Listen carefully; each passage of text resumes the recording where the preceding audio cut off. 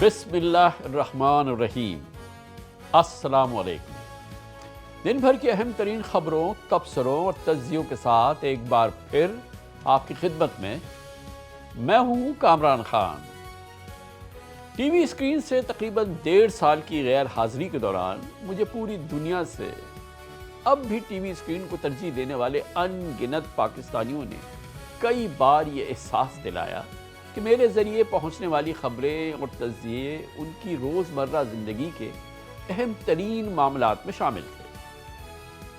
الحمدللہ ARY news اور نقطہ کے مرجر کے فیصلے سے آج اس لمحے سے میرے اور آپ کے درمیان یہ ٹی وی کا رشتہ دوبارہ جڑ رہا ہے۔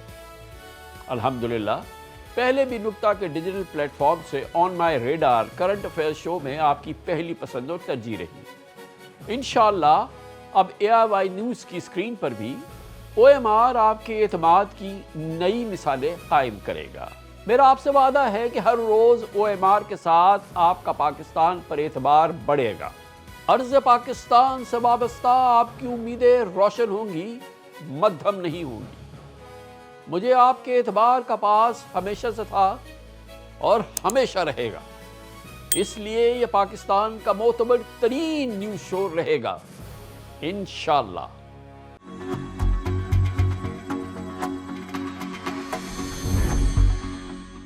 آپ دیکھ رہے ہیں خبروں، تبصروں اور تجزیات پر مبنی پاکستان کا سب سے معتبر نیوز شو آن مائی ریڈار کامران خان کے ساتھ۔ آج جب میں ARY نیوز پر آن مائی ریڈار کا پہلا شو پیش کر رہا ہوں، آج اسی وقت امریکہ اور اسرائیل اور ایران جنگ میں سیز فائر کی کچھ امیدیں پیدا ہوتی نظر آ رہی ہیں، اور مجھے خوشی ہے کہ امن کی امید کی شمع اسلام آباد سے روشن ہو رہی ہے۔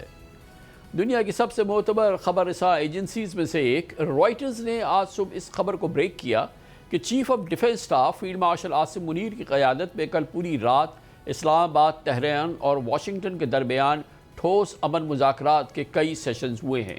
یعنی پاکستان کی قیادت میں پیس کے لیے کل رات بھر خاموش مگر انتہائی اہم ڈپلومیسی جاری رہی۔ رائٹرز نے یہ خبر بھی دی ہے کہ فیلڈ مارشل سید عاصم منیر کی قیادت میں انتھک مذاکرات کے نتیجے میں پاکستان نے سیز فائر کا منصوبہ اسلام آباد معاہدے یعنی اسلام آباد اکارڈ کے نام سے تیار کر لیا ہے، اور اب یہ منصوبہ تہران اور واشنگٹن میں بیک وقت دونوں فریقین کی چوٹی کی لیڈرشپ کے درمیان زیر غور بھی ہے۔ رائٹرز نے یہ بھی ریویل کیا کہ فیلڈ مارشل عاصم منیر رات بھر American vice president JD Vance, Iranian foreign minister Abbas Araghchi اور پریزیڈنٹ ٹرمپ کے معاون خصوصی اسٹیو وٹکاف سے مسلسل بات چیت کرتے رہے۔ سورسز کہتے ہیں یہ صرف بات چیت نہیں بلکہ فیلڈ مارشل عاصم منیر تمام فریقین سے بات چیت کے ذریعے ایک سٹرکچرڈ پیس پش پر کام کر رہے تھے۔ اسلام آباد ایکارڈ کے پہلے مرحلے میں فوری جنگ بندی اور اسٹریٹ آف ہرموز کو کھولنے کی تجویز سامنے آئی ہے، کیونکہ دنیا کی انرجی لائف لائن اسی راستے سے گزرتی ہے۔ دوسرے فیز میں اس اسلام آباد ایکارڈ کے تحت 15 سے 20 دن کے اندر حتمی جامع پیس ایکارڈ طے کیا جائے گا۔ ایران پر ذمہ داری ہوگی کہ وہ اپنی نیوکلیر پروگرام پر لمٹس مانے گا اور کوئی ویپنائزیشن نہیں کرے گا۔ بدلے میں ایران پر سینکشنز میں نرمی، فروزن اثاثوں کی واپسی اور اسٹریٹ آف ہرموز کی سیکیورٹی کے لیے وسیع تر ریجنل فریم ورک کی پیشکش کی جائے گی۔ آخری بات چیت براہ راست اسلام آباد میں ہوگی۔ یہ ایک سیریس فریم ورک ہے، ایڈ ہاک ڈپلومیسی نہیں۔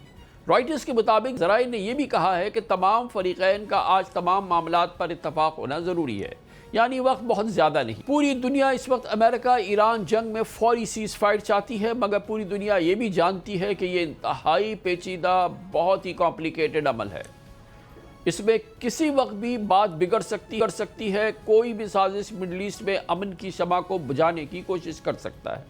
اچھی بات یہ ہے کہ اگرچہ تمام فریقین اب انتہائی احتیاط سے کام لے رہے ہیں، مگر اہم بات یہ ہے کہ پاکستان، US یا ایران سمیت کسی فریق نے رائٹرز کی خبر اور امن کی کوششوں کو ڈینائی نہیں کیا ہے، ٹوٹلی ریجیکٹ نہیں کیا ہے۔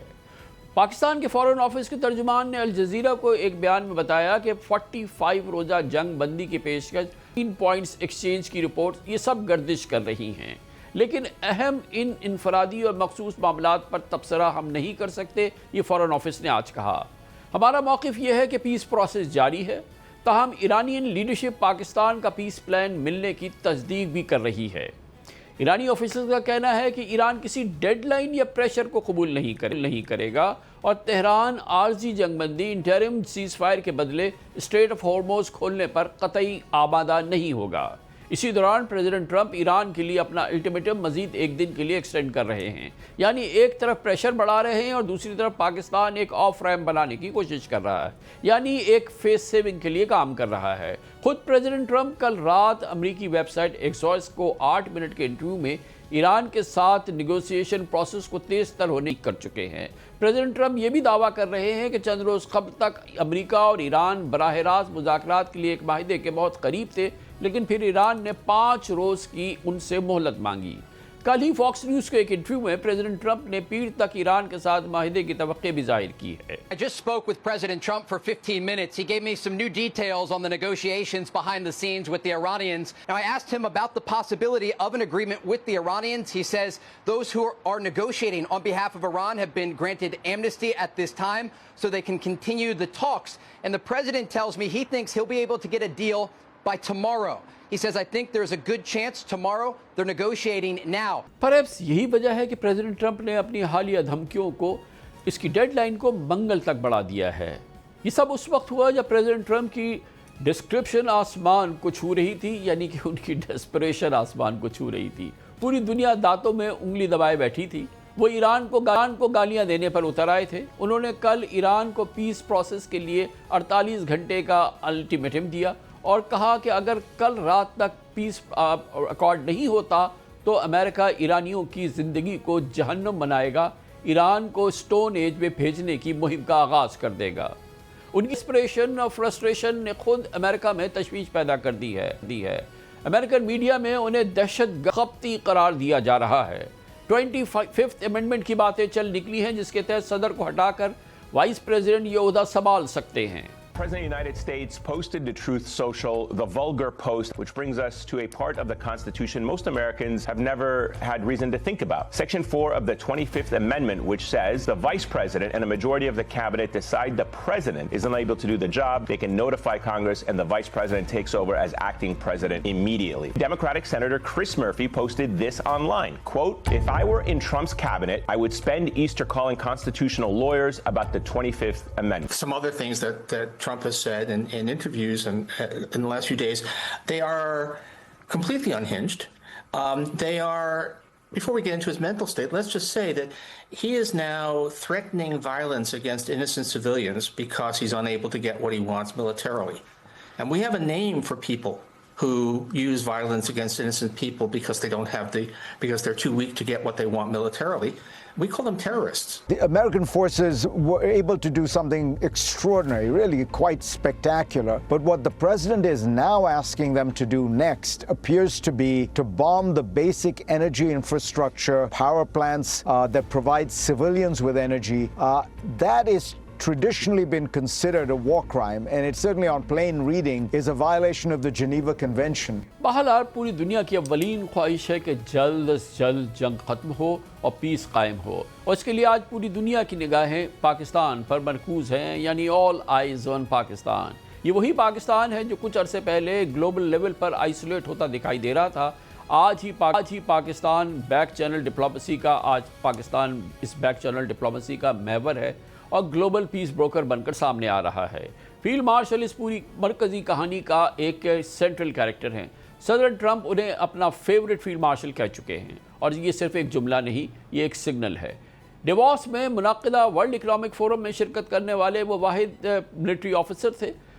وہیں پہ پریزیڈنٹ ٹرمپ سے فیلڈ مارشل عاصم منیر کی کئی ملاقاتیں ہوئیں، اور جنگ شروع ہونے کے بعد ان کی vice president J D Vance سے ایک نہیں بلکہ کئی بار براہ راست گفتگو بھی ہوئی ہے، اور جو کریڈیبل میڈیا رپورٹس میں سامنے آئی ہیں۔ انہی کوششوں کا اثر تھا کہ جے ڈی وینس اپنی ٹیم کے ہمراہ 2 بار اسلام آباد آنے کو تیار ہوئے، لیکن امریکن میڈیا نے کہ ایران کے مزید وقت مانگنے کے باعث دونوں دفعہ مذاکرات نہ ہو سکے۔ تاہم ایرانین فارن منسٹر نے ہفتے کے روز ان افواہوں کی بھی تردید کر دی۔ سوشل میڈیا پر اپنے بیان میں انہوں نے کہا کہ نہ صرف پاکستان کا وہ شکریہ ادا کرتے ہیں بلکہ واضح طور پر وہ کہتے ہیں کہ ہم نے اسلام آباد آنے سے کبھی انکار نہیں کیا۔ یہ ایکسس یا ٹرسٹ اور یہ انفلوئنس پاکستان کی دراصل طاقت بن چکا ہے۔ پرائم منسٹر شہباز شریف ایک طرف واشنگٹن کے ساتھ مسلسل کانٹیکٹ میں ہیں تو دوسری طرف سعودی لیڈرشپ کے ساتھ بات چیت کر رہے ہیں، ساتھ ہی ایرانین پریزیڈنٹ سے مسلسل انگیجمنٹ ان کی جاری ہے، اور یہ ایک ڈیلیکیٹ بیلنسنگ ایکٹ ہے۔ خطے میں جنگ کے شعلے ٹھنڈے کرنے کے لیے deputy prime minister Ishaq Dar صاحب انتھک محنت کر رہے ہیں، اور اسی طریقے سے فیلڈ مارشل صاحب کلیدی کردار ادا کیا اور کر رہے ہیں۔ پاکستان نے اس جنگ کو بند کرانے کے لیے اور سیز فائر کرانے کے لیے حد المقدور کوشش کی ہے۔ یہ ایفرٹس ہنوز جاری ہیں۔ پاکستان کی حکومت نے، میں نے، ڈپٹی پرائم منسٹر نے اور فیلڈ مارشل شہید عاصم منیر نے انتہائی خلوص دل کے ساتھ امن قائم کرنے کے لیے جب سے جنگ چھڑی ہے دن رات کاوشیں کر رہے ہیں، اور ہم اس وقت تک اللہ کے فضل و کرم سے اپنا یہ فرض نبھاتے رہیں گے جب تک آگ کے شعلے بجھ نہیں جاتے۔ یہی وہ لمحہ ہے جہاں پاکستان کی گلوبل امیج بدل رہی ہے۔ یو ایس کے ساتھ انٹیلیجنس کوآپریشن کی بحالی، کابل ایئرپورٹ پر حملے کے ملزم کی گرفتاری اور مسلسل high level diplomatic out reach, یہ سب تبدیلی کے ثبوت ہیں۔ یہاں تک کہ انڈیا میں بھی احساس بڑھ رہا ہے کہ پاکستان ڈپلومیٹک سپیس لے گیا ہے، پاکستان بازی جیت گیا ہے۔ لیکن اس پوری تصویر کا ایک اور اہم ستون چائنا ہے۔ پاکستان اور چائنا کوآرڈینیٹڈ اسٹریٹجک پارٹنرز بن چکے ہیں۔ مئی 2025 کی پاک بھارت جنگ کے بعد بیجنگ نے اسلام آباد کو ایک مضبوط ڈپلومیٹک کور دیا۔ آج امریکہ، اسرائیل، ایران جنگ میں بھی یہ دونوں ممالک ایک پیج پر ہیں۔ سیز فائر، ڈی ایسکیلیشن اور اسٹریٹ آف ہارموز جیسے انرجی روٹس کی حفاظت دونوں کی مشترکہ پرائرٹیز ہیں۔ یعنی پاکستان کی وقت اور اہمیت اب پوری دنیا میں اجاگر ہو رہی ہے، اور پاکستان کی قیادت میں امن کی کوشش ممکنہ گلوبل بریک تھرو ہوگا۔ یہ پاکستان کی تاریخ کے چند سنہرے لمحات میں سے ایک لمحہ ہوگا، مگر میں یہ کہوں گا کہ ابھی عشق کے امتحان اور بھی ہیں۔ یہ عمل انتہائی پیچیدہ اور مشکل ہے۔ اس پر مزید بات کرنے کے لیے میں نے دعوت دی ہے پاکستان کی بہت سیزن ڈپلومیٹ، پاکستان کی former ambassador United States, UK، United Nations میں، محترمہ ڈاکٹر ملیحہ لودھی ہمارے ساتھ موجود ہیں۔ بہت بہت شکریہ ڈاکٹر صاحبہ، آپ نے ہمیں جوائن کیا ہے۔ یہ جو لیٹسٹ ڈیولپمنٹ ہوئی ہے، جو کہ رائٹرز نے جس کو بریک کیا ہے، جو سٹوریز سامنے آئی ہیں کہ بڑی انٹینس ایکٹیویٹیز ہم نے کل پوری رات ہوئی ہیں، جس کو لیڈ کر رہے تھے field marshal Asim Munir, US vice president JD Vance اس میں ان کے ساتھ بات کر رہے تھے، اور اسٹیو وٹکاف اور ایرانین فارن منسٹر عباس عراقچی بھی اس میں شامل تھے۔ سننے میں، دیکھنے میں، محسوس کرنے میں ٹائمنگ کے لحاظ سے تو بڑی سگنیفیکنٹ ڈیولپمنٹ لگ رہی ہے۔ وی نو کہ کہیں سے بھی اس کو ڈینائی نہیں کیا گیا ہے، اس کو ریجیکٹ نہیں کیا گیا ہے اس خبر کو۔ پہلے تو میں یہ کہوں گی کہ یہ بہت ہی، جیسے آپ نے بھی کہا، اہم ڈیولپمنٹ ہے، اور اس میں تو کوئی شبہ نہیں کہ پوری دنیا چاہتی ہے کہ کسی طرح سے ڈی ایسکیلیشن ہو اور کسی طرف پیس کی طرف جایا جائے، امن قائم کیا جائے، اور یہ جنگ جو کہ اب آلموسٹ 6 ویکس ہو گئے ہیں اس کو، یا ہم 6th ویک میں داخل ہو گئے ہیں، یہ ختم ہو۔ لیکن میرا خیال ہے ہمیں پورے پکچر، پورے کانٹیکس کو بھی دیکھنا چاہیے، اور وہ کانٹیکس کیا ہے؟ وہ کانٹیکس یہ ہے کہ اس وقت ایران کے پاس اپر ہینڈ ہے اس جنگ میں۔ اس کی وجہ بنیادی ہے کہ امریکہ کا خیال تھا، یا ان کی مس کیلکولیشن تھی، کہ 2-3 دن میں ایران جو ہے وہ ہتھیار ڈال دے گا اور سرنڈر کرے گا۔ اور پھر جب انہوں نے اسرائیل کے ساتھ مل کے ایرانین لیڈرشپ کو شہید کرنا شروع کیا، تو انہوں نے سوچا کہ یہ ڈی کیپیٹیشن اسٹریٹجی جو ہے یہ کامیاب ہوگی، اور again Iran will surrender. That didn't happen. جو بنیادی وجہ ہے ایران کی اس وقت جو اپر ہینڈ ہے ان کا اس جنگ میں، وہ ہے کہ اسٹریٹ آف ہارموز جو ہے وہ کنٹرول کرتے ہیں۔ اس کا مطلب ہے کہ جو گلوبل آئل سپلائی ہے مڈل ایسٹ سے، وہ ایران کے ہاتھ میں آ گئی ہے۔ تو وہ صرف ان ٹینکرز کو، ان شپس کو جانے دے رہے ہیں جو ان کی مرضی سے جا رہے ہیں، باقی سب کچھ بند ہے باقیوں کے لیے۔ تو اس صورتحال میں آپ نے جیسے کہا کامران کہ president Trump increasingly should signs of frustration, انہوں نے گالیاں نکالی، بلکہ میں حیران ہوں کہ اگر آپ امن کی بات کر رہے ہیں تو ساتھ ساتھ آپ گالیاں بھی نکال رہے ہیں ان لوگوں کو جن سے آپ امن چاہتے ہیں۔ تو یہ تو بہت ہی یعنی کہ عجیب صورتحال ہے اس حوالے سے کہ دونوں چیزیں ساتھ ساتھ چل رہی ہیں۔ So we should not lose sight of the full picture and all the realities. اور ان ریالٹیز میں یہ بھی ہے کہ صدر Trump is an interest worthy man, how can anybody trust ہم؟ 2 دفعہ جب ماضی میں مذاکرات ہوئے اس سال پہلے اور پھر پچھلے سال بھی، تو right in the middle of negotiations صدر ٹرمپ نے اسرائیل کے ساتھ مل کے حملہ کر دیا. تو اب ظاہر ہے یہ چیلنج بہت بڑا ہے پاکستان کے لیے.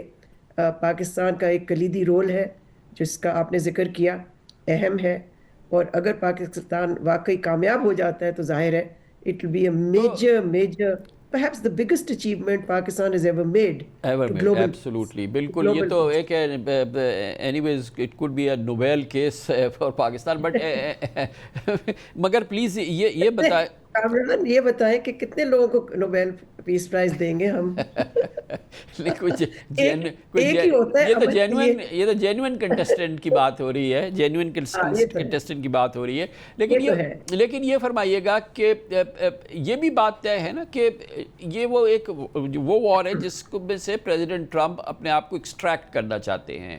لوگ کہتے ہیں کہ ان کی جو ریٹرک ہے یا جو اس قسم کی اس میں جس میں کہ اب ولگیرٹی بھی شامل ہو گئی ہے، ڈیسپریشن اپنی عروج پہ پہنچ رہی ہے، تو بیسک یہ ہے کہ وہ نکلنا چاہتے ہیں اس سے.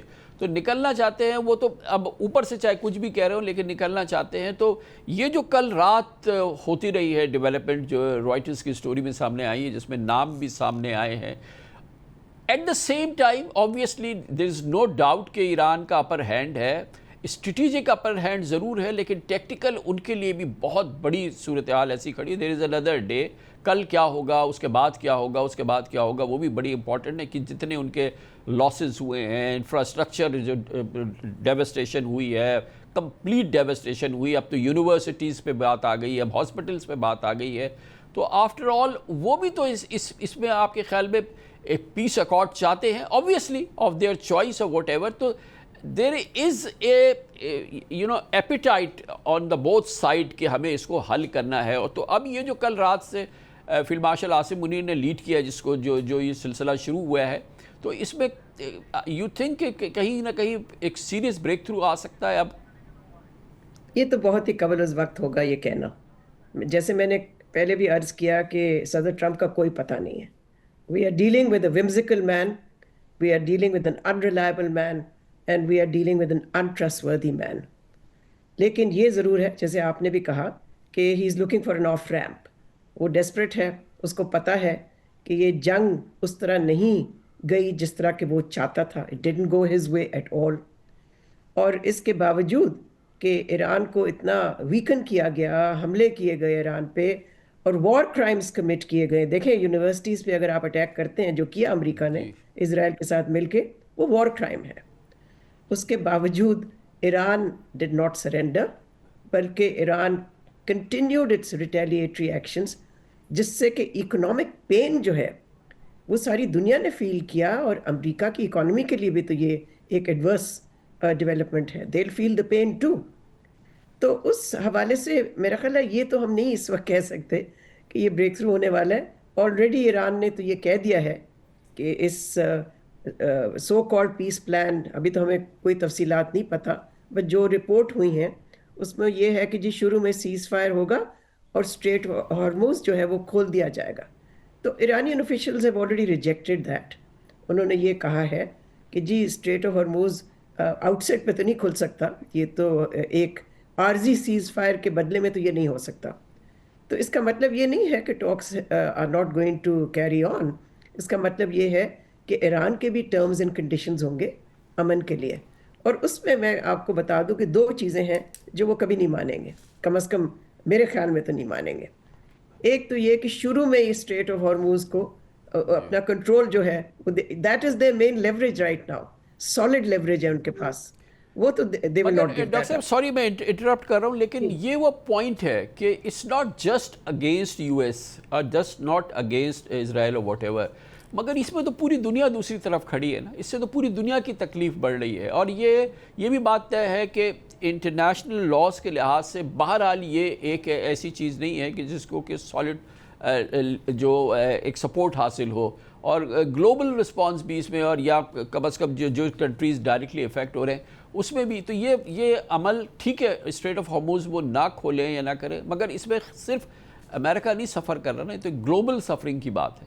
جی میں نے تو شروع میں کہا تھا یہ کہ ساری دنیا سفر کر رہی ہے. ظاہر ہے اس میں global energy markets have been shaken.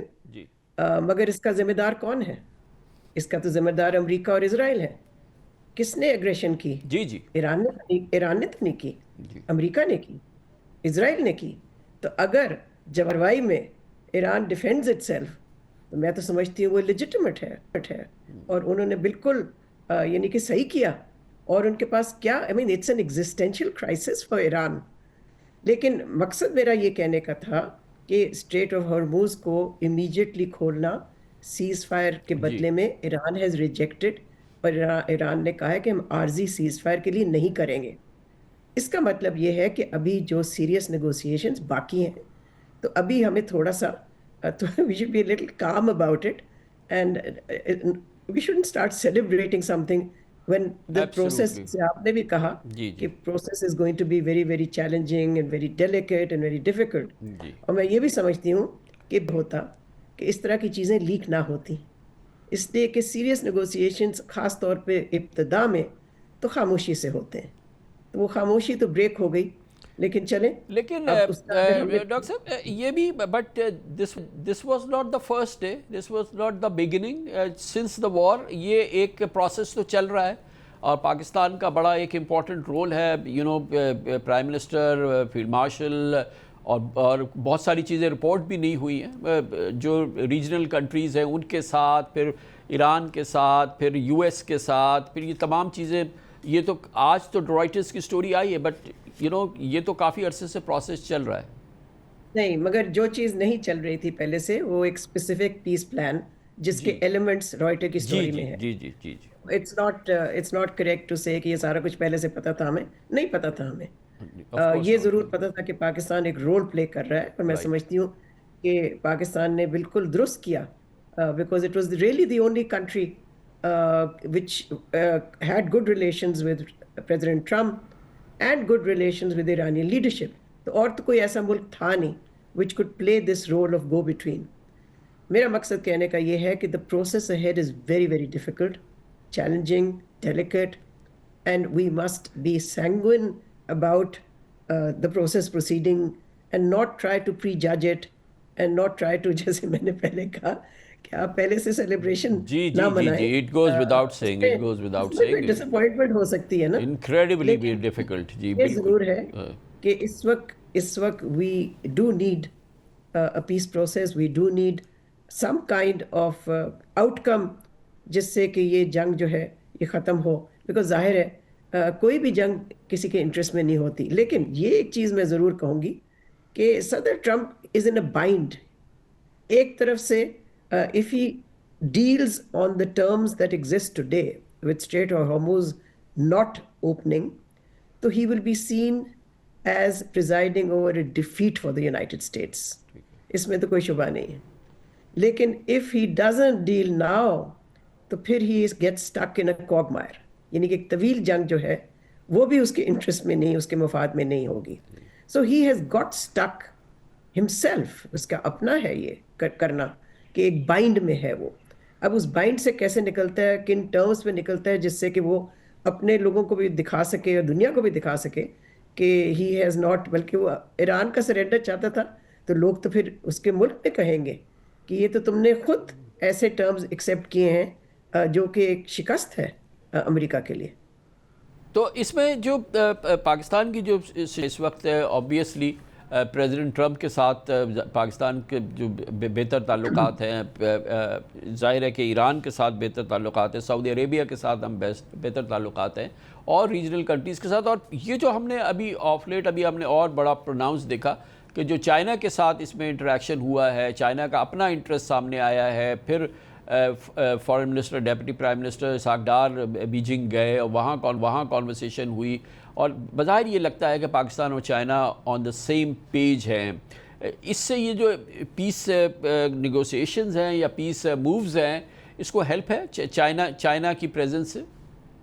جی میرا خیال ہے آپ نے بالکل ٹھیک اس کی نشاندہی کی کامران. ایک تو یہ کہ میرا خیال ہے اسحاق ڈار صاحب کا ایسے وقت پہ جانا چین، اس کی بہت ہی ضرورت تھی to keep board and also to enlist China support and backing for Pakistan peace efforts. اور وہ پاکستان نے حاصل کر لیے اس وزٹ کے دوران. جو اسٹیٹمنٹ ایشو ہوئی جوائنٹ اسٹیٹمنٹ اسی سے آپ اندازہ لگا لیں کہ China is committed and sports Pakistan's efforts. تو یہ بہت ہی ضروری تھا کہ دیکھیں دنیا میں 2 ہی سپر پاورز ہیں نا, ایک چائنا ہے اور ایک امریکہ ہے. سو اس حوالے سے بھی چائنا کی سپورٹ واز اسینشل. پھر یہ کہ چائنا کے بھی مفاد میں ہے کہ یہ جنگ جلدی ختم ہو. Major oil importer from the Middle East is China. China کا تیل موسٹلی وہیں سے آتا ہے, جیسے ہمارا بھی 90-95% کے قریب تیل ہم مڈل ایسٹ سے لیتے ہیں, گلف کنٹریز سے لیتے ہیں. تو ظاہر ہے this is in the interest of everyone کہ the war should come to an end. تو اور کیسے لیوریج کریں جو ہماری یہ جو گلوریس مومنٹس ہیں فارن پالیسی کے اور پاکستان کی جو اس وقت پوزیشن ہے اس کو, کہ ہم اس کو لیوریج کیسے کریں اور اس کو سیکیور کیسے رکھیں؟ کامران یہ تو $1 ملین کویسچن ہے. میرا خیال ہے پہلے کامیابی ہو جائے, اس کے بعد پھر ہم اس کا تجزیہ کر سکتے ہیں کہ اس کو کیسے لیوریج کریں. دیکھیں بہت دفعہ چیزیں خود بخود بھی ہوتی ہیں, یہ نہیں کہ ہم نہ کچھ کریں, یہ میں نہیں کہہ رہی. ایز اے فارمر ڈپلومیٹ تو میں I believe in diplomatic activism, لیکن I think we should not jump to conclusions. پہلے ہو جانے دیں, ایک معاہدہ ہو جائے, اور اس میں اگر Pakistan has played this role as I said before, Pakistan global standing, global prestige, global role جو ہے وہ بہت ہی سگنیفیکنٹلی دنیا کے سامنے آئے گا, and we will become a really very important contributor as I said before to global peace. Not that we have not done this before, مگر اس قسم کا رول ہم نے ماضی میں کبھی نہیں پلے کیا. شاید ہم نے جو اوپننگ تھی, آپ کو یاد ہوگا کولڈ وار کے دوران جب امریکہ اور چین کے درمیان, جی that opening in Henry Kissinger کی جو سیکرٹ وزٹ تھا اس وقت going to China, I think we played a historic role اس وقت بھی, and that was a major role that reshaped the cold war. اس سے بالکل وہ سارا سلسلہ ہی ڈفرینٹ ہو گیا. So Pakistan has a track record. پھر آپ کو یاد ہوگا کہ جو دوحہ اکارڈ تھا between the Americans and the Taliban, جس کے ذریعے the Americans were able to withdraw from Afghanistan, وہ بھی میڈیشن پاکستان نے کی تھی. So I think we should also recall the fact that in historical record has been a solid one and a shining one. Thank you so much and get well soon. Thank you so much doctor Wali Lodhi صاحب, thank you. Iran کے گرد بھڑکتی آگ کی تپش اب ہمارے گھروں تک پہنچ گئی ہے. پاکستان اس جنگ کے اکنامک چیلنجز کے خلاف پہلی صف میں کھڑا ہے. حکومت چکرا کر رہ گئی ہے. سب سے پہلے 6 مارچ کو پیٹرول اور ڈیزل 55 روپیز مہنگا ہوا, جس کے بعد پیٹرول 266 سے 321 اور ڈیزل 280 سے 335 روپیز لیٹر ہو گیا. پھر گزشتہ جمعرات پیٹرول 137 اور ڈیزل 184 روپیز مہنگا کر کے ایک نئی تاریخ رقم ہوئی. پیٹرول 458 روپیز اور ڈیزل 520 روپیز لیٹر تک پہنچ گیا. مگر 24 گھنٹے میں حکومت نے پلٹا کھایا, قلع بازی کھائی اور پیٹرول 80 روپیز سستا ہو گیا, جس کے بعد پیٹرول کی قیمت تو 378 روپیز ہو گئی, تاہم ڈیزل کی قیمت وہی 520 روپیز پر ڈیزل برقرار رہی. 55 روپے دونوں ایندھنوں کے اندر, پیٹرول کے اندر بھی ڈیزل کے اندر بھی قیمت کو بڑھانے جا رہے ہیں. اس کو بھی ہم ویکلی بنا کے اوپر ریویو کریں گے. پیٹرول کی قیمت کے اندر 458 روپیز 40 پیسہ کل سے لاگو کر دی جائے گی. ڈیزل اس کی نئی قیمت کو 520 روپے 35 پیسے کے اوپر رکھا جائے. پیٹرول کی مد میں جو کہ 458 روپے تک بڑھ گئی, اس قیمت کو کم کرنے کے لیے میں آج پیٹرول کی لیوی میں فی الفور 80 روپے فی لیٹر کمی کا اعلان کر رہا ہوں, اور یہ کمی کم از کم اگلے 1 ماہ کے لیے اور پورے پاکستان پر اس کمی کا اطلاق ہوگا. مگر بہرحال ان قلع بازیوں میں حکومت کا کوئی قصور نہیں. دراصل گلوبل آئل پرائسز میں اتار چڑھاؤ اور سپلائی ڈسرپشنز حکومت کے کنٹرول کی بات نہیں. ایسی صورتحال میں کوئی بھی حکومت تو ایسے ہی چکرا جاتی. 28 فیبروری کو ایران جنگ شروع ہونے سے قبل برینٹ کروڈ کی گلوبل پرائس $72 فی بیرل تھی, جو پچھلے جمعے کو $109 فی بیرل ہو گئی. یعنی کہ صرف 1 مہینے میں تیل کی گلوبل پرائسز میں 51% इजाफा हुआ, जबकि इस दौरान पाकिस्तान में पेट्रोल 46% और डीजल 87% महंगा हुआ। ये सिर्फ पेट्रोल डीजल महंगा होने की खबर नहीं, ये पाकिस्तान में महंगाई के एक नए कहर का आगाज़ है। पूरे मुल्क की लागत बढ़ गई है और असल कहानी है डीजल की। वजह यह है कि पाकिस्तान में 96% सामान डीजल की गाड़ियों के जरिए मुंतकिल होता है। ट्रक, ट्रॉलर, बसेस सब डीजल पर चलते हैं। जब डीजल 520 रुपीज़ पर लीटर हो जाए तो गंदम, आटा, सब्जी, फल सब कुछ महंगा होना लाजमी है। आइए मैं आपको समझाता हूँ कि इससे क्या होगा, आपकी ज़िंदगियों पे क्या फ़र्क पड़ेगा। हमारे नुमाइंदे खुसूसी हमाद आलम की इस रिपोर्ट में। महंगाई की नई लहर पाकिस्तानियों के दरवाजे पर खड़ी है। हुकूमत ने पेट्रोलियम मसनूआत महंगी की तो ट्रांसपोर्टर्स ने किराए बढ़ा दिए। काश्तकारों ने फल और सब्जियों के रेट में इजाफे का सोच लिया। मैन्युफैक्चरर्स ने आम इस्तेमाल की अशिया महंगी करने की ठान ली, लेकिन गरीब आवाम का किसी ने ना सोचा। अमेरिका ईरान जंग से कबल रोजाना 1 लीटर फ्यूल इस्तेमाल करने वाले बाइकर का माहाना खर्चा 7,740 रुपए था और अब पेट्रोल की कीमतें बढ़ने के बाद इसका माहाना खर्चा 11,340 रुपए हो चुका है। अल्लाह की पनाह। इसी तरह छोटी कार वाला अगर 5 लीटर रोजाना फ्यूल खर्च करे तो माहाना बोझ 38,700 से बढ़कर 56,700 रुपए हो जाएगा। माहिरीन के मुताबिक प्रोडक्ट की प्राइस में 25% ट्रांसपोर्ट का किराया शामिल होता है। डीजल महंगा होने के बाद कराची ता लाहौर गुड्स ट्रांसपोर्ट किराए 9,000 से 14,000 रुपए फी टन कर दिए गए, यानी किराए 55% बढ़ा दिए। इसी तरह कराची ता रावलपिंडी एसी बस का किराया 9,000 रुपए था, जो अब 13,000 रुपए मुतवक्के है। विफाक और सूबे ने सब्सिडी का ऐलान भी कर रखा है, लेकिन ट्रांसपोर्टर्स को ये इकदाम ट्रक की बत्ती के पीछे लगाने की तैयारी लगता है। अभी तक तो हमें सब्सिडी का कोई पता नहीं चला। ऐलानात सुन रहे हैं हुकूमत की तरफ से कि सब्सिडी दी जा रही है गुड्स ट्रांसपोर्टर्स को, लेकिन उसका क्या तरीकाकार है वो अभी तक वज़ा नहीं किया गया।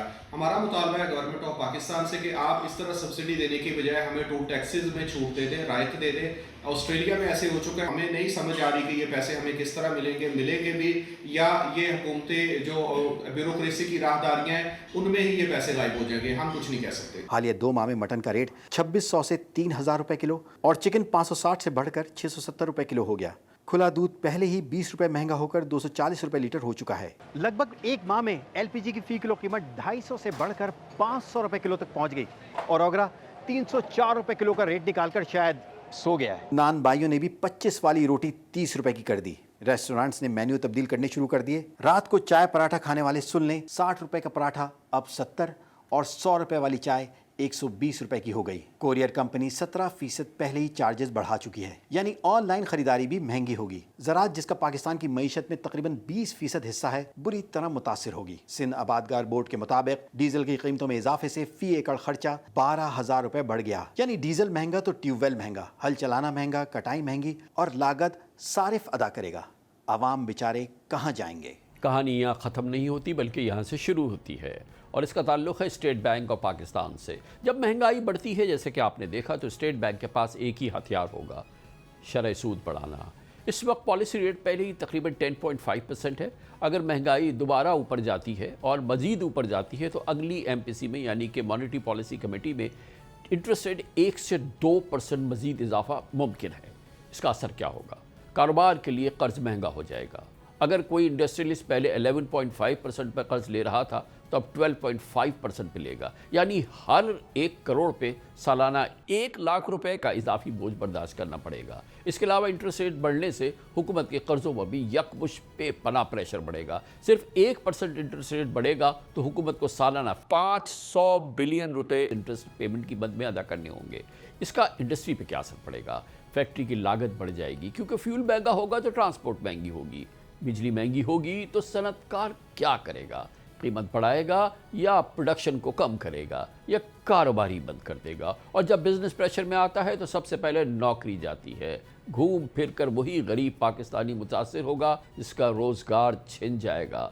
पाकिस्तान में बेरोज़गारी की शरह पहले ही 7.1% है और ये झटका اسے مزید بڑھا دے گا۔ پیٹرول کی پرائس بڑھنے سے کاسٹ ہوتی ہے ہر چیز کی، وہ چاہے کسی بھی کی کاسٹ ہو، cost of product of exportable item بھی وہ بھی انکریز ہو جاتی ہے۔ تو جب ایکسپورٹ کی جو پروڈکٹس ہیں ان کی پرائس ہماری انکریز ہو جاتی ہے، پہلے ہی ہم جو ہیں وہ کمپیٹ نہیں کر پا رہے ہیں انٹرنیشنل مارکیٹ میں اپنی انرجی پرائسز کی وجہ سے، اپنے ہائر فائنینشیل کاسٹ کی وجہ سے، تو جب اگر ہم صرف ان کے ساتھ اگر ہم اپنی پرائس جو ہے وہ نہیں بڑھاتے اور ایک الگ سے ہم لوگ اپنے پیٹرول کی پرائس بڑھا دیتے ہیں، جس میں انڈیا ہے، بنگلہ دیش ہے، چائنا ہے، ویتنام ہے، تو کسی نے بھی اپنی پرائس اگر کسی نے بڑھائی بھی ہے تو وہ 2% سے لے کے میکسیمم 10% تک پرائس بڑھائی ہے۔ تو اس کا مطلب ہے اب ہماری پروڈکٹس جو ہیں وہ مزید انکمپیٹیٹو ہو جائیں گی انٹرنیشنل۔ یعنی یہ ایک وقتی شاک نہیں، یہ ڈومینو ایفیکٹ ہے۔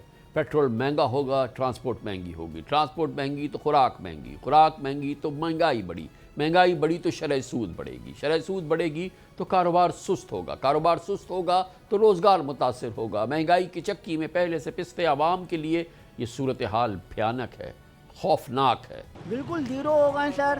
پہلے تو ہم لوگوں کو جب تک 222 بھی تھا تو کچھ سمجھ میں آ رہا تھا، اتنا بڑا ہمارے اوپر سمجھ لیں یہ بم کا دھماکہ ہوا ہے۔ کسٹمر نہیں بیٹھا، بولا ہماری آمدنی اتنی نہیں، ہم تو افورڈ نہیں کر سکتے، اب لوگ بسوں میں ٹریول کرنے جا رہے ہیں۔ اگر ہم لوگ نہیں کمائیں گے تو ہمارے بچے کیسے کھائیں گے؟ لازمی بات ہے۔ عام آدمی کی یہ پڑے گا، بائکیں چھوڑ کے اب بسوں پر آ جائے گا۔ غریب آدمی مر جاوے، لوگ بولتے ہیں غریب آدمی مر جاوے۔ لوگ آ رہے ہیں، پیسے پوچھتے ہیں، کرایہ پوچھتے ہیں، چلے جاتے ہیں۔ 70 گاڑیوں کا کارنر لے کے چلنے والی حکومت اس کو وہ سوچتی ہوگی ہمارے بارے میں۔ حلال کا کام کرنا ہمارے لیے بہت مشکل کر دیا۔ پیٹرول مہنگا، دودھ مہنگا، روٹی مہنگی، آٹا مہنگا، جائیں تو جائیں کدھر سر؟ ہم کو آپ چھوڑ دیا اللہ کے بھروسے پہ۔ آپ نے 250 روپے کا دودھ ہو گیا، آپ کیا کرو گے سر؟ لے رہے ہو۔ یہ صرف جنگ کا اثر نہیں، یہ پاکستان کے اکنامک سٹرکچر کی کمزوری ہے۔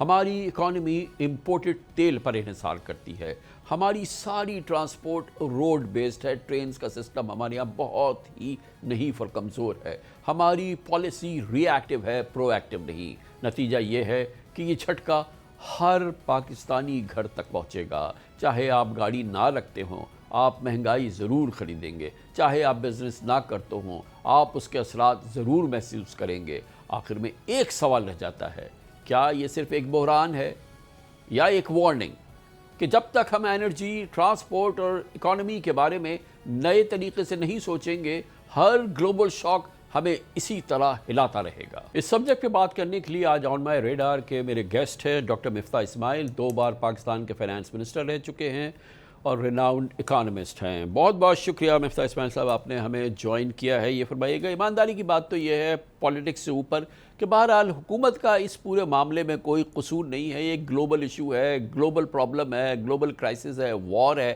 جس کا نتیجے میں ظاہر ہے کہ آئل پرائسز اس لیول پہ گئی ہیں اور پھر ہماری اکانومی کے کرٹیکل جو ایلیمنٹس ہیں وہ اپ سائڈ ڈاؤن ہوتے نظر آ رہے ہیں۔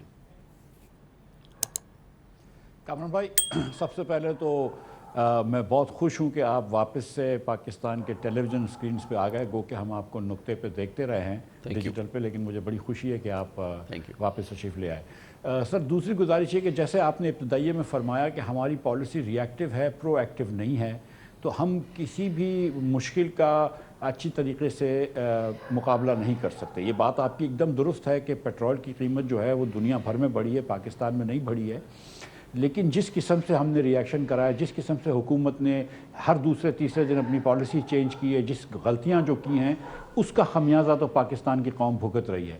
لیکن یہ بات آپ کی درست ہے کہ پوری دنیا میں مہنگائی آئے گی، پاکستان میں شرح سود بھی موسٹ لائکلی بڑھے گی، اور شرح سود بڑھنے سے تجارت اور سلو ہو جائے گی، اکانومی اور سلو ہو جائے گی، تو یہ مسائل تو ہوں گے۔ اچھا، لیکن یہ بتائیں کہ یہ تو ڈیفینیٹلی اپنی جگہ بات ہے، لیکن جب یہ سچویشن جو کہ اب ہم دیکھ رہے ہیں، اس میں بہرحال جو چیز امپورٹنٹ ہے وہ یہ کہ گورنمنٹ جو ہے وہ سبسڈی دے یا نہ دے، اپنے پاس سے جو مہنگائی ہے آ رہی ہے، تیل کی قیمتوں میں اضافہ ہو رہا ہے، وہ اپنے پاس سے اس کی ادائیگی کرے، یا یہ کہ عوام سے لے۔ عوام سے لے تو وہ عوام کی کمر توڑتی ہے، اور عوام سے نہ لے تو وہ عوام کی پھر حکومت کی معیشت کی اور خزانے کی کمر توڑتی ہے۔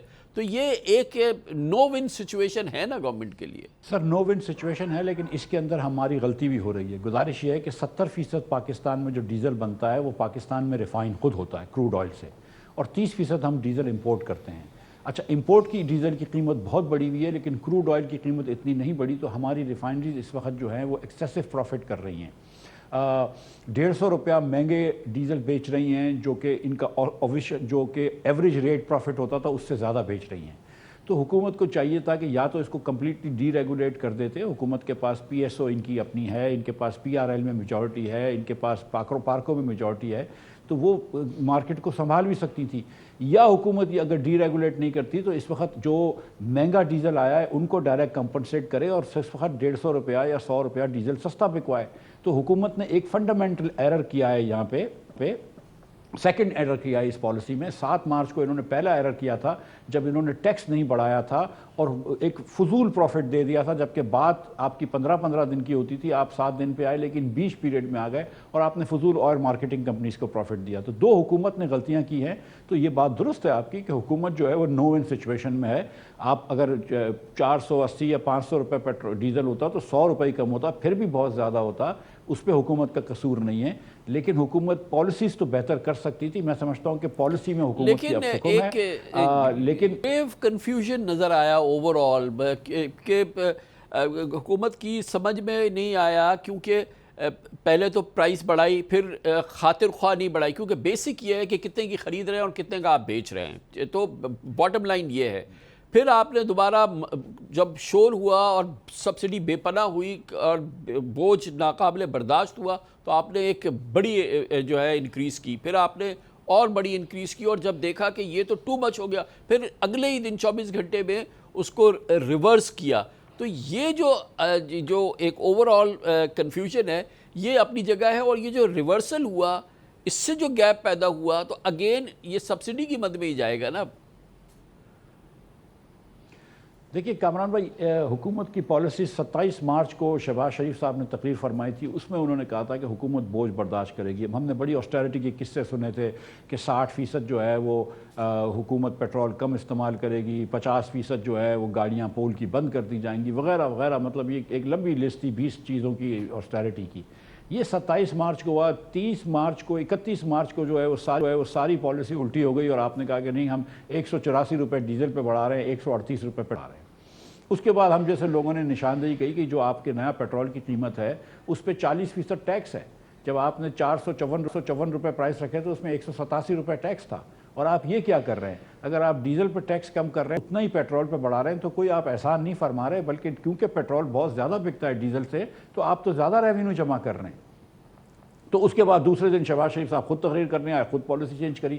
تو کوئی مستقل مزاجی تو آپ کو نظر نہیں آ رہی، کوئی آپ کو کوئی پلان پالیسی تو نظر نہیں آ رہی. یہ تو آپ کو ایڈ ہاکزم نظر آ رہا ہے کہ آج پریشر آیا سیاسی تو ٹیکس کم کر دو، کل IMF سے پریشر آیا تو ٹیکس بڑھا دو، کوئی اور پریشر آیا تو کچھ کر دو. یہ روز کی پالیسیز تو سر ایک پاکستان جتنا 25 کروڑ کا ملک جو 5th لارجسٹ ہے اس میں اگر پیٹرول کی پرائسز روز چینج ہو رہی ہوں اور روز نئی پالیسی بن رہی ہو تو یہ کچھ عجیب سی مایوس سی بات نہیں. مفتاح بھائی اس کی تو تعریف کرنا چاہیے کہ فرسٹ ٹائم جو ہے اس بوجھ کو، جو ایکسٹرا بوجھ ہے جو کہ بہرحال اٹھانا ہے، اس کو پروونسز کو ٹرانسفر کیا گیا ہے. ایک طرح سے ان ایفیکٹ NFC کو ریویو کیا گیا ہے اور پروونسز کو پہلی بار پابند کیا گیا ہے کہ اس کی کاسٹ کو وہ اٹھائیں. How do you like that? Kamran بھائی ایک ہی طریقے سے NFC کو ریویو کرنا ہے کہ 18ویں ترمیم میں وہ جو شک ہے کہ صوبے کے حصے بڑھ سکتے ہیں کم نہیں ہو سکتے اس کو چینج کریں. اور دوسرا پھر آپ NFC کی جو میٹنگ ہے جو کہ 2 سال سے جس کو 14 سال ہو گئے، جو 5 سال کے لیے اپروو ہوئی تھی، اس کو بلائیں اور اس کے اندر وہ آگے بڑھیں اور NFC کے نئے فارمولے کریں. اور کوئی طریقہ نہیں ہے. اب جو یہ بات کر رہے ہیں سر سندھ حکومت جو ہے وہ 200 بلین روپے دے گی موٹر سائیکل والوں کو. میں اور آپ کچھ تجربہ رکھتے ہیں سندھ حکومت کا اور آپ کے ناظرین بھی رکھتے ہیں. آپ کو نہیں مجھے لگتا ہے کہ اگر اس میں سے 10% موٹر سائیکل والوں کو مل جائیں تو وہ غنیمت ہوگی. پنجاب نے جو یہ کیا ہے ٹرانسپورٹیشن فری کی ہے، میں سمجھتا ہوں یہ ایک احسن قدم ہے. اسلام آباد کے اندر بھی جو ٹرانسپورٹیشن فری کی ہے. لیکن سچی بات یہ ہے کامران بھائی کہ یہ اس کے اندر کافی دکھاوا شامل ہے. جیسے شروع کے جو آسٹیرٹی میجرز میں پرائم منسٹر صاحب نے کہا تھا کہ غیر ضروری دورے پہ نہیں جائیں گے، تو پھر سوال ہم یہ بھی پوچھ سکتے ہیں نا کہ بھئی اب تک کون سے غیر ضروری دورے پہ آپ گئے تھے؟ اگر آپ یہ کہہ رہے ہیں کہ 50% گاڑیاں آپ بند کر دیں گے تو اس کا مطلب ہے کہ کیا آپ کے پاس اتنی گاڑیاں ایکسٹرا تھیں؟ میں تو نہیں بند کر سکتا. مگر سب سے بڑا تو جو ہول ہے، جو سب سے بڑا پاکستان کا پرابلم ہے، وہ تو ایس او ایز کے لاسز ہیں، جو کہ اسٹیٹ رن کمپنیز ہیں، جو کہ تقریباً 500 سے 800 ارب روپے جو ہے وہ سالانہ کھا جاتی ہیں. تو پہلے تو اس کو کریں تو پھر ہم پیٹرول عوام کو سستا دے سکتے ہیں. سر وہ تو ہم بجٹ میں لیتے بھی نہیں ہیں. ایس او ای کے لاسز تو سارے بجٹ میں ریفلیکٹ بھی نہیں ہوتے. تو سچی بات تو یہ ہے کہ آپ اس وقت اگر آپ کو آسٹیرٹی ہمیشہ کے لیے کرنی چاہیے، صرف بجٹ کے لیے نہیں، وہ یہ کرنی چاہیے کہ 500 ارب روپے آپ پہلے کٹوتی کریں پی ایس ڈی پی کے اندر. اس وقت آپ نالے بنانا چھوڑ دیں. جو 43 ارب روپے آپ نے ایم این ایس کو دیا حکومت کے، اس کو ذرا واپس کھینچیں، اور اس کے ساتھ ساتھ صوبوں کو کہیں کہ 1000 سے 1500 ارب روپے آپ اخراجات کم کریں، اپنے اے ڈی بیز کم کریں اور حکومت کو واپس کریں وفاق کو، تاکہ ہمارا خسارہ کم ہو. یہ اگر آپ کریں گے نا سر، وہ خسارہ کم ہو جائے گا تو کرنٹ اکاؤنٹ ڈیفیسٹ بھی کم ہو جائے گا. جو آپ کو یہ اتنی بچت جو ہے وہ ایک سمپل طریقہ ہے، کرپشن ختم کر دیں، ٹرانسپیرنسی لے آئیں تو مسئلہ ویسے بھی حل ہو جائے گا. اس کا کیا جواب دوں گا آپ کا؟ Thank you sir, thank you so much, thank you so much. Miftah Ismail صاحب ہمارے ساتھ تھے، اور اس خوبصورت بات پہ ہم آج کے شو کا اختتام کرتے ہیں. کل آپ سے پھر ملاقات ہوگی. کل تک کے لیے کامران خان کو اجازت. اللہ حافظ. اللہ سے.